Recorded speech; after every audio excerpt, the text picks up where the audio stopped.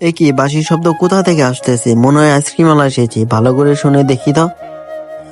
মা মা, আইসক্রিম আলা এসেছে, চলো যাই। এই কি মজা, আইসক্রিম খাবো। কাকা, আমাদের একটা আইসক্রিম দেন তো।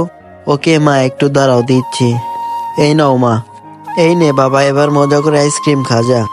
ধেত, মা এটা কি আইসক্রিম কিনে দিল, একটুও ভালো লাগছে না। তো এটা আর খেতে ইচ্ছা করতেছে না।